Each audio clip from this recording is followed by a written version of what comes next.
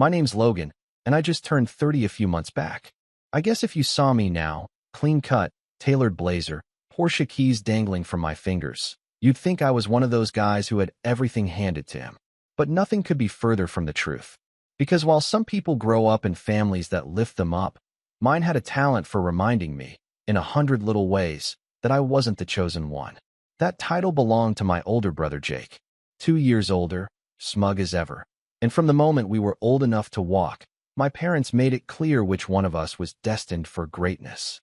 I was 16 when I got my first job. Saturday mornings at a local hardware store, stacking bags of mulch and learning how to use a box cutter without slicing my thumb open. It wasn't glamorous, but it was honest. I remember the first time I came home with a sore back and dirt under my nails. My mom glanced up from her phone, gave me a once-over, and muttered something about how she never thought we'd raise a laborer. My dad just chuckled and said, "At least someone's learning the value of hard work." That might have meant something if he hadn't followed it up with a comment about how Jake was busy working on his mind instead of wasting time on minimum wage. Jake, at that point, hadn't worked a single day in his life. He didn't even pretend to look for a job. He spent his weekends gaming in the basement or hanging out with friends, blasting music through his expensive headphones that I knew my parents had bought him. They always had some excuse for it. He's focused on his future. He's got potential. We don't want to distract him with money problems. And maybe that would have made sense if he was acing his classes or inventing the next big thing. But he was coasting through high school, barely passing, and somehow everything was always someone else's fault. His teachers didn't like him. His assignments were too vague. The curriculum was too rigid for his creativity. Meanwhile, I was pulling B's and the occasional A, working weekends, and saving every penny I could toward a beat-up Toyota I found listed online. One Saturday afternoon, I came home from a double shift, drenched in sweat and starving. I'd worked 12 hours straight because someone had called out sick, and I needed the overtime. As I walked in, I heard laughter from the kitchen. Jake was sitting at the table with my parents, animatedly telling some story. I don't remember what it was. Probably another tale about how his professor just didn't get him. What I do remember is what he said when I walked in. "Oh look," Jake smirked. "The weekend warrior returns. Did you beat the boss level at aisle 9 yet?" They all laughed. My mom laughed the loudest. My dad gave me this half-hearted, "Hey bud," before turning right back to Jake. I just stood there for a second, dirt still on my boots, wondering how it was even possible to feel like a stranger in your own home. I was covering for Dan. "He's got a kid," I muttered, grabbing a glass of water. Jake snorted.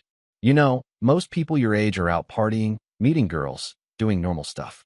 Not hauling lumber for a living." "I'm saving up for a car," I replied, trying to keep my voice even. "You know, so I don't have to ask mom and dad to drive me around." That should have landed, right? But instead, my mom just gave me that look, the one where her lips press into a thin line, like I was being difficult again. "Logan," she sighed, "don't be jealous. Your brother's on a different path. You should be happy for him." "Happy," I said, and I could feel my face heating up. "For what? That he doesn't lift a finger while I work every weekend and still get mocked for it." Jake leaned back in his chair, arms behind his head. "Hey man, I'm just saying, maybe if you weren't so obsessed with scraping pennies, you'd have a little more fun. You know, live a little." Something snapped in me then. Not all at once, just a hairline fracture. But I felt it. And once it started, it only spread. I didn't argue. I didn't throw my glass or storm off. I just looked at him, really looked at him, with his smug little grin and his brand new hoodie, and I thought, okay, you win. You're the golden boy. I'm the worker bee. But somewhere deep down, I made myself a quiet promise. Let's see where we both end up in 10 years. That night, lying in bed, I stared at the ceiling and replayed every word, every chuckle, every dismissive glance.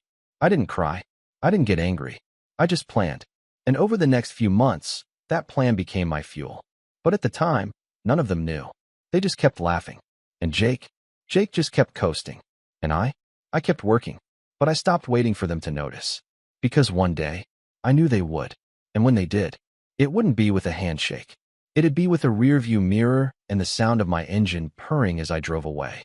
But back then, all of that was still years away. What came next? Well, that's when things started to shift, slowly at first. And it all began with a simple envelope on the kitchen counter. one that had my name on it, and not his. I wish I could say the envelope held a golden ticket, that it was the start of some fairy tale turn, a scholarship, a job offer, an anonymous gift telling me, "We see you, Logan." But life doesn't do grand reveals like that. It was a financial aid notice from the community college I'd applied to.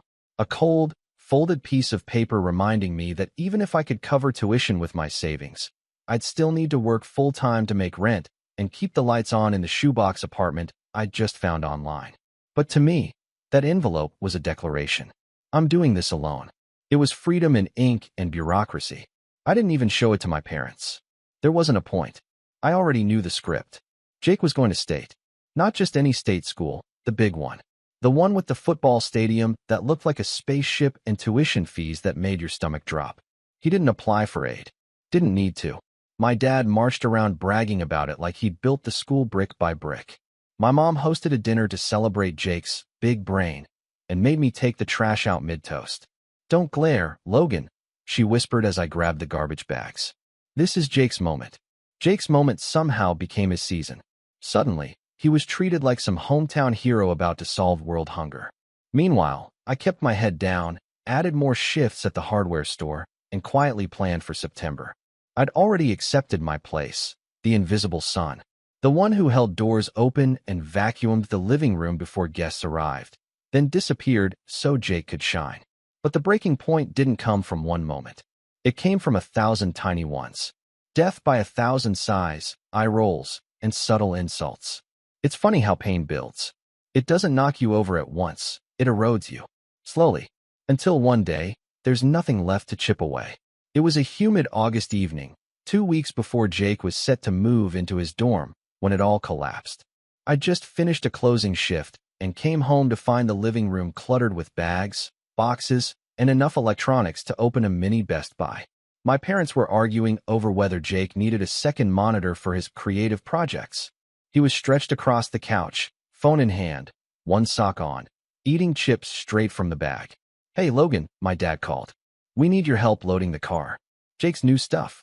I was still holding my backpack, sweat plastered to my back. "Can I eat first?" Jake looked up, smirking. "Don't be dramatic. It's just a few boxes. You act like you're working in a mine." I didn't reply. I set my backpack down and started grabbing boxes. Microwave, mini fridge, monitor, all new, all expensive, all bought for the golden boy who had never worked a day in his life. I caught a glimpse of one receipt sticking out of a bag. Over $2,000, just for move-in expenses. That was more than I'd made all summer. Later that night, after I'd helped haul everything into the garage, I went to grab a sandwich from the fridge. As I reached for the bread, I heard Jake laughing on the phone in the den. "Bro, Logan's still stacking boxes for beer money. He thinks community college is like noble or something.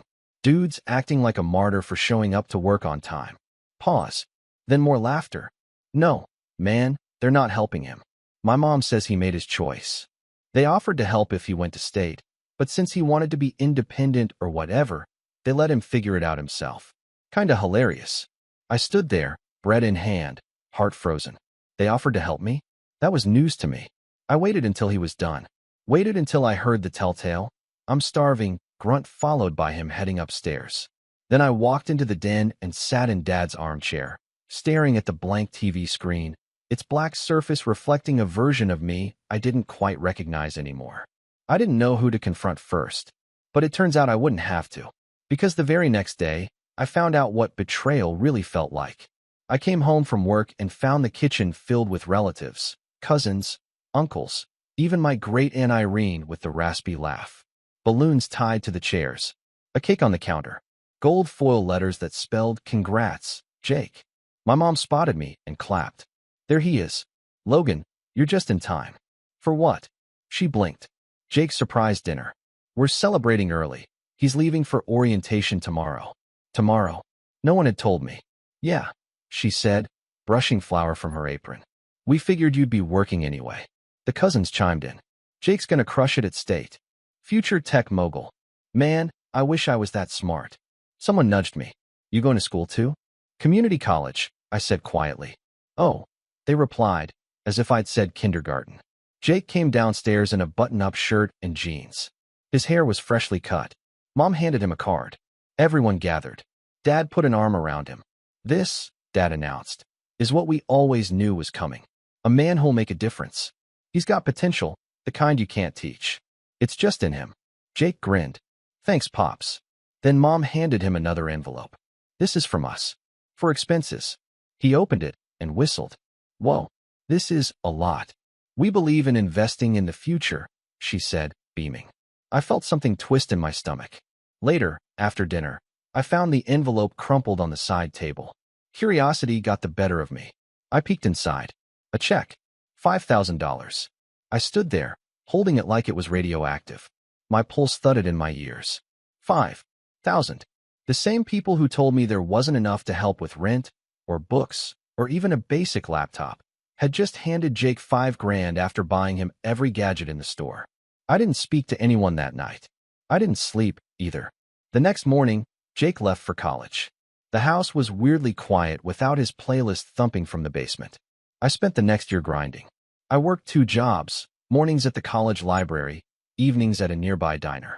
I took 18 credits per semester and learned how to live off ramen, canned tuna, and day-old bread. I didn't go to parties. I didn't take spring break trips. I didn't even own a decent pair of shoes. My soles had holes the size of quarters by December. But I stayed focused. I built up my GPA, joined the honors program, started tutoring, and applied for every internship I could find. Jake, from what I could gather through social media and overheard phone calls, he was flunking 2 classes by the end of the first semester. He blamed the professors, naturally. Switched majors twice. Partied hard. Burned through the $5,000 by November. Called home weekly for emergency money. They kept sending it. Meanwhile, I patched my sneakers with duct tape and hoped the library copier wouldn't jam again. And then, the final twist of the knife. Spring semester, I got an offer. A real one. A paid internship at a major marketing firm downtown. They liked my portfolio, my work ethic, my grit. The woman who interviewed me said, "You're not like the others. You've had to hustle." That shows. I was over the moon. I came home that evening, eager to share the news. Maybe, just maybe, they'd be proud this time. My mom was on the couch watching TV. My dad was reading the paper. "Hey," I said. "I got the internship. The one with Catalyst Media. Downtown. Paid. Full-time this summer." They looked up. Mom nodded.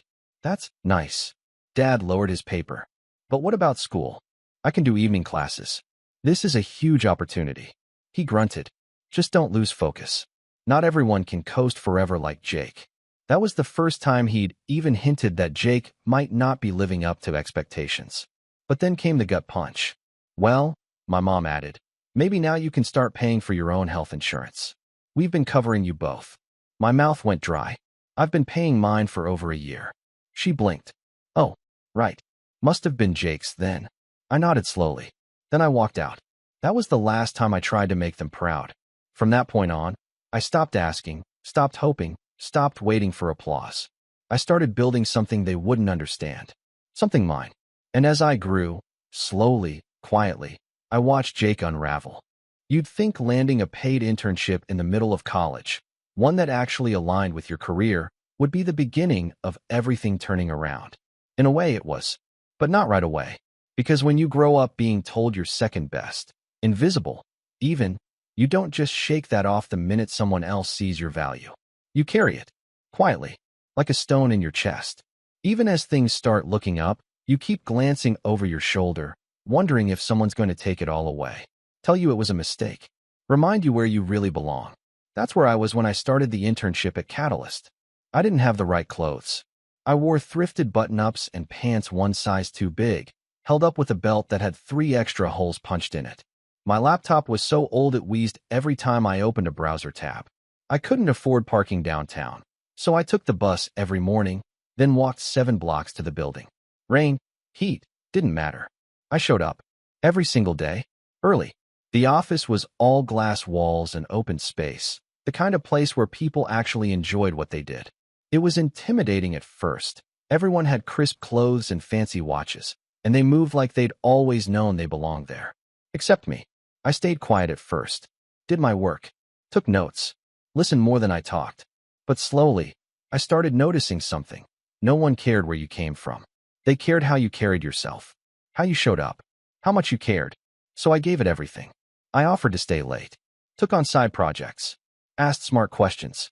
When one of the senior strategists needed help organizing a campaign outline, I stayed until 9 p.m. reworking slides. She didn't even ask me to. I just saw her drowning and jumped in. The next day, she handed me a latte and said, "You've got an eye for this. You ever consider doing this full time?" I smiled. "Every day." She laughed. "Good. Keep going." That summer changed me. Not in the loud, cinematic way people expect. There was no slow-motion montage or everything falls into place moment. But piece by piece, I started rebuilding. Not just my resume, but me. I got better at speaking up, at trusting my gut, at believing, maybe for the first time, that I wasn't just the kid hauling mulch and stacking screws to survive. I had ideas, vision, and slowly, people started listening. By the end of the internship, Catalyst offered me a part-time assistant strategist role, remote, so I could finish school. It wasn't huge money, but it was mine. No handouts, no applause, just the quiet satisfaction of knowing I'd earned every inch of it. Meanwhile, Jake's updates had gone from loud to silent. At first, my parents wouldn't shut up about him. His dorm, his friends, the amazing philosophy professor he had. Then the story started changing. He'd switched majors again, not vibing with econ. Said he needed to explore his options. By sophomore year, he dropped 2 courses and moved into an off-campus apartment. I overheard my mom complaining on the phone one night. He said he needed a quiet space to focus. But now he's asking for more money. Logan, can you believe that? And after everything we've already spent. I kept washing my dishes. She never asked how my classes were going. That was fine. I'd stopped expecting it. One night, around midterms, I got a call from Jake. That was rare. "Hey," he said. "You still good with resumes and all that marketing junk?" I blinked. "Yeah, why? Think you could help me out? I'm trying to apply to this startup gig. They want someone with brand development skills. I figured you'd know what to write." That's Jake for you. No, how's it going? No mention of how I got into the industry. Just the assumption I'd drop everything to help. I wanted to say no. God, I should have said no. But part of me, the part still hoping for a scrap of recognition, said yes. I spent 2 hours rewriting his resume, tightening the language, formatting it properly. I even gave him tips for the interview. He didn't even say thank you. Just sent back. "Got it. We'll send. Let you know if it works." Spoiler, it didn't. Turns out, confidence without follow-through doesn't get you very far.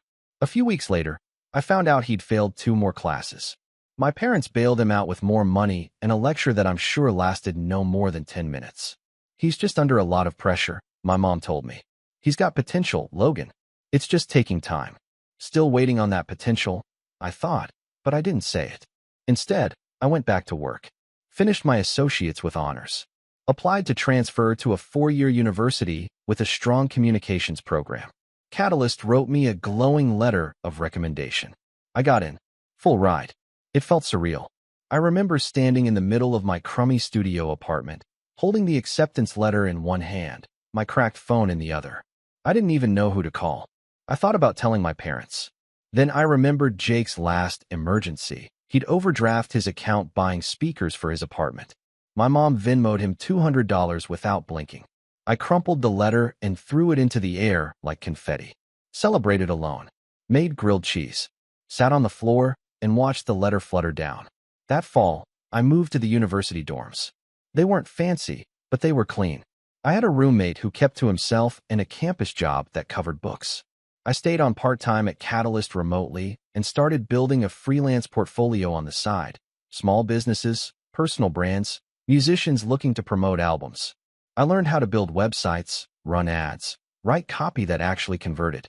And somewhere along the way, I stopped thinking about Jake. Not out of bitterness, but because, for the first time in my life, I didn't have space for him. I was busy living, busy building, busy becoming someone I never thought I'd be allowed to be. Until one afternoon, everything came rushing back. It was around Christmas break. I'd just gotten back to town and was meeting a former professor at a downtown cafe.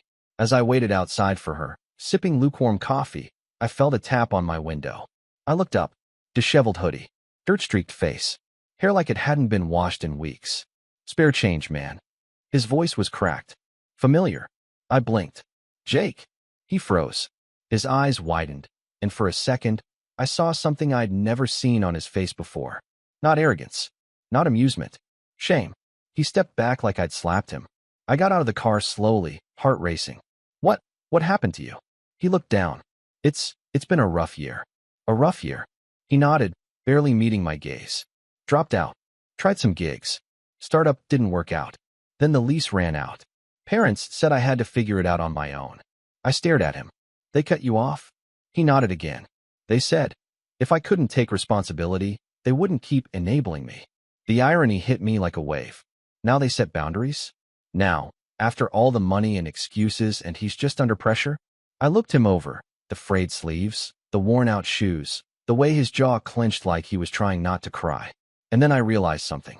This wasn't the version of him I'd fantasized about. This wasn't the smug jerk who used to mock my work boots and call me pathetic. This was a hollow shell. But the part that shocked me most? I didn't feel satisfied. I didn't feel triumphant. I just felt sad. He opened his mouth to say something. Maybe an apology, maybe another excuse. But before he could, my phone buzzed. A text from my Catalyst supervisor. Client loved the pitch. They're signing. You nailed it. I looked back at Jake. He was still standing there, shivering slightly in the wind. I didn't say anything. Just smiled. Not cruelly, not smugly. Just honestly. Still waiting on that potential? His face crumpled. And in that moment, I knew. I had finally, truly let go. But don't get me wrong. That wasn't the end of it. Because the truth?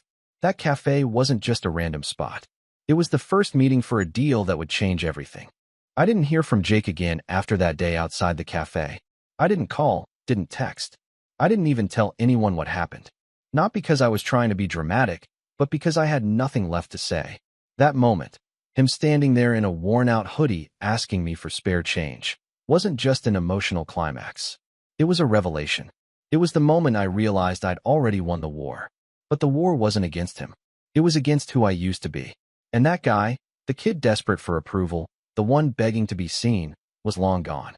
What came next wasn't revenge for revenge's sake. It was something cleaner, sharper, strategic. See, I didn't want to get even. I wanted to make a statement. One so loud and undeniable that no one, not Jake, not my parents, not the extended family that had spent years pretending I didn't exist, could ever look through me again. And the opportunity? It practically fell into my lap. A month after the cafe moment, I got an email from my Catalyst contact, Melissa, the same strategist I'd helped with that late-night presentation years ago. She'd moved on to a new company, a fast-growing creative agency with a bold reputation and an even bolder client list. She said she'd been following my work, saw the freelance brand strategy projects I'd done, the small business transformations, even the niche viral campaigns I helped design during grad school. Want to consult for us? She wrote. Temporary contract. High-profile client. Possibly long-term. I said yes before I finished reading the email. Turns out the high-profile client was a new VC-backed food startup trying to disrupt the online grocery delivery market. They had funding, a scalable model, and no brand identity whatsoever. No logo, no voice, no direction, just a cool name and a boatload of investor pressure.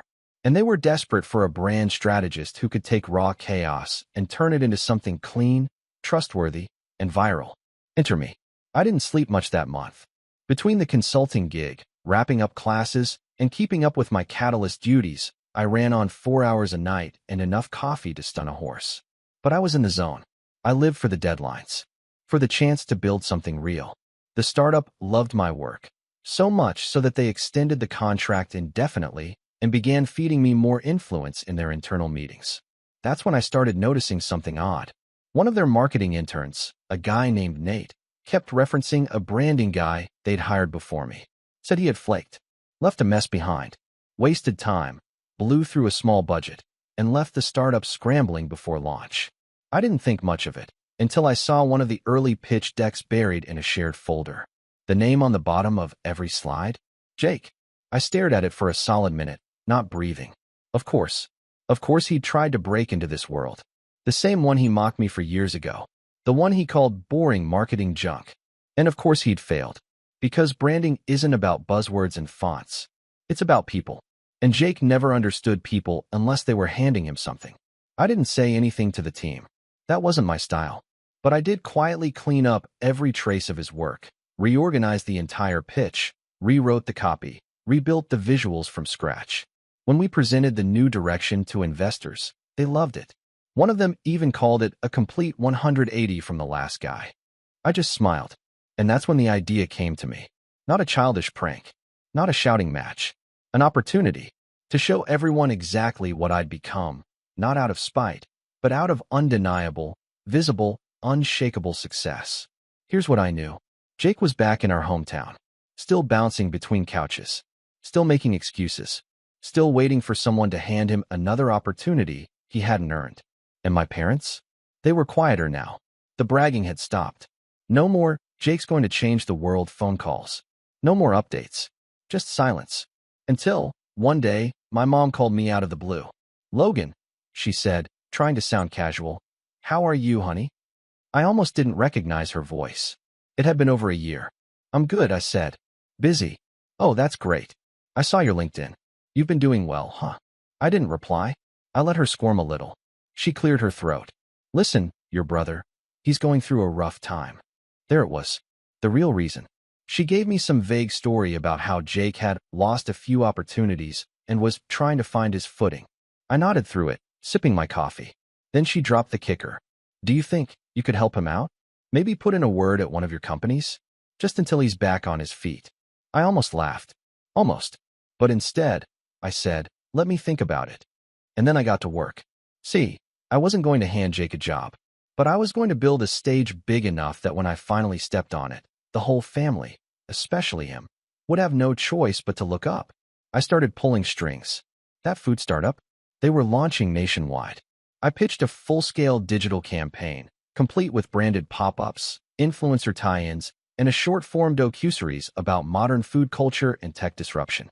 They greenlit it, with me as creative director. It was the break of a lifetime, and I wasn't wasting it. I poured everything into that campaign. Design, strategy, storytelling.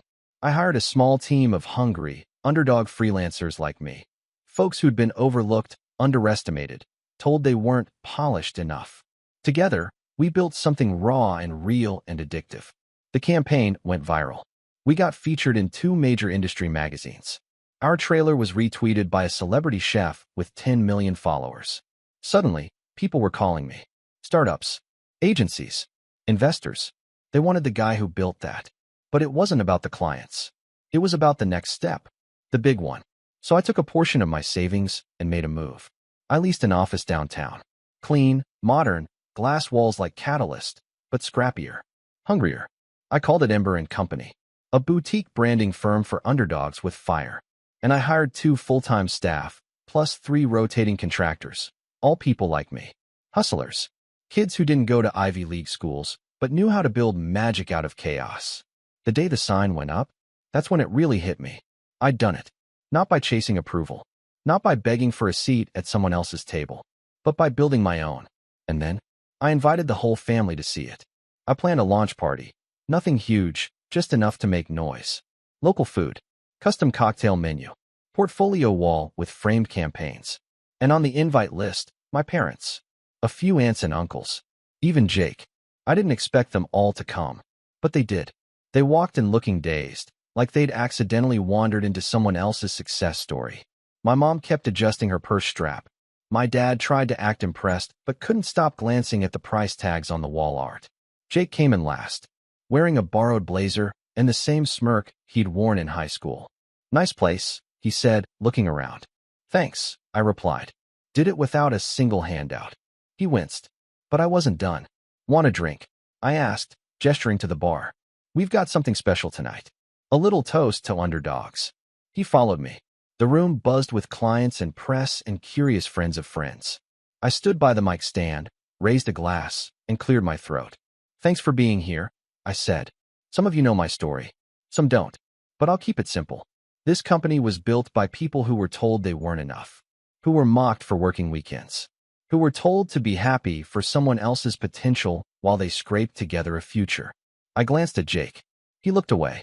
"But the thing about potential," I continued, "is that it only matters if you use it. And sometimes, the real game changers aren't the ones born with all the advantages. They're the ones who never stopped grinding." The room clapped. Jake stood there, red-faced. And me? I smiled. Because this wasn't revenge. It was proof. But trust me, I hadn't even played my final card yet. The party ended the way most of them do, with laughter, clinking glasses, and guests slowly trickling out under warm yellow light. But the energy was different. My parents left early, polite smiles masking the confusion they couldn't quite hide. They looked around my office like they were walking through someone else's life, someone they couldn't claim. My dad gave a stiff pat on the back. My mom whispered something about being so proud, but the words felt hollow, like she didn't know how to say them anymore, or maybe had never meant them in the first place. Jake lingered. Of course he did. He hung around the bar, sipping from a bottle of IPA he probably couldn't pronounce. His blazer sleeves were too short, his smile too wide. He was fishing for a lifeline. I knew it before he even opened his mouth. "You really built all this?" he asked, gesturing around the room. "Yeah," I said. "From scratch." "Crazy, man. I mean, it's impressive. Really. I didn't think you'd, I raised an eyebrow. "Didn't think I'd what?" He held up a hand, laughing nervously. "No offense. I just mean, you always seem so focused on working and studying. I figured you'd burn out. But hey, guess you proved everyone wrong, huh?" He said it like it was some kind of compliment, like he hadn't spent half our childhood calling me a loser. "Guess I did," I replied flatly. Then came the pitch. "I've been thinking," he said, setting down the beer. "Maybe it's time I get serious too. Do something real. Maybe start over. Get into branding, like you." I didn't say anything. "So," he continued, "I was wondering if you had any openings. Just freelance, even. I've got ideas, man. I just need a chance." There it was. The ask. It took everything in me not to laugh, because the final piece of my plan was already in motion. And Jake, poor, clueless Jake, had just handed me the perfect opportunity to deliver it. "Actually," I said, pretending to think, "there is something you might be perfect for." His face lit up. "Seriously? Dude, I'd owe you big time." "I've got a client," I continued. "He's launching a new subscription box, luxury grooming for men. Think high-end razors, skincare, that kind of thing. Wants to target college guys. But he needs someone who really understands the demographic. Someone who can help him with tone, voice, even video content." Jake leaned in. "I can do that. Easy." I smiled. "Figured you'd say that. I'll connect you. But fair warning, he's intense. Real perfectionist. If you screw up, it reflects on me. So don't screw up." Jake puffed his chest. "You won't regret it, bro." But I would. That was the point. Because the client didn't exist. Well, not in the way Jake thought. A few months back, during my early freelance days, I'd built a dummy brand to test market engagement. Valorcrate, a fictional men's grooming company that never launched. The brand had a full identity, logo, colors, fake product renders, a website, a newsletter with 12 pre-written entries, and even a dead-end Shopify page. Just a shell, but it looked real. So I resurrected it, updated the logo, refreshed the copy, and then I crafted a fake identity. Brent Wexler, founder of Valorcrate, type A, fast-paced, obsessed with image. I created a burner email, an AI-generated profile pic, and even a fake LinkedIn account.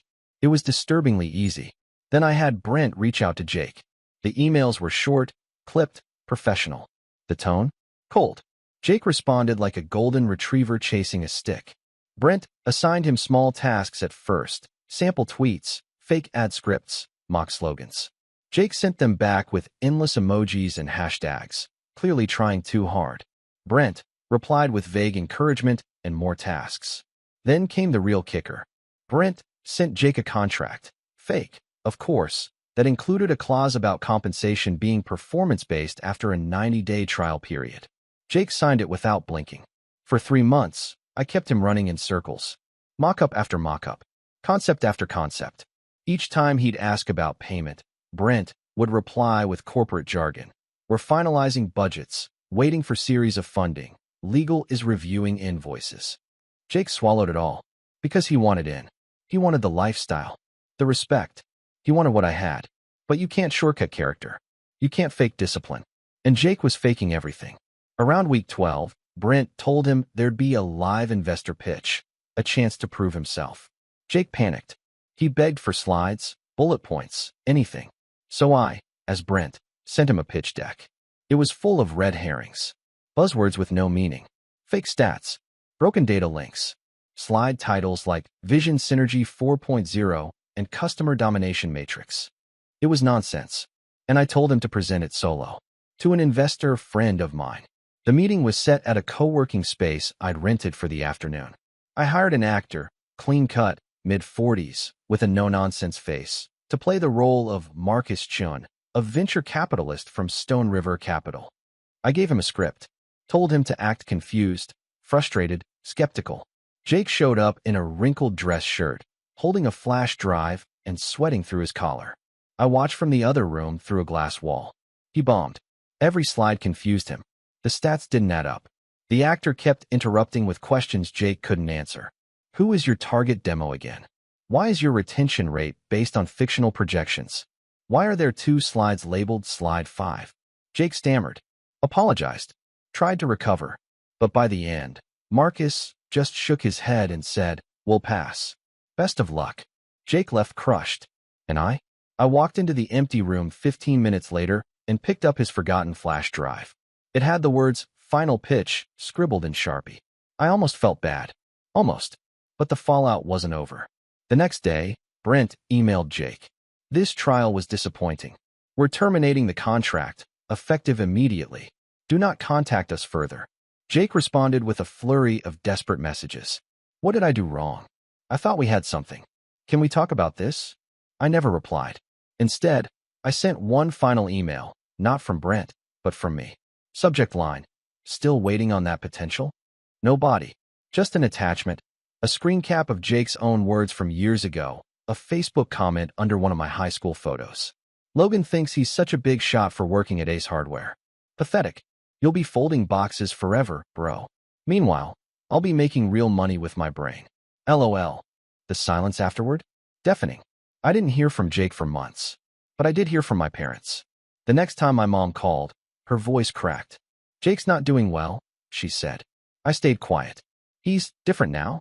I don't know how to reach him. I wanted to tell her it wasn't now. Jake had always been that way. She just hadn't looked hard enough.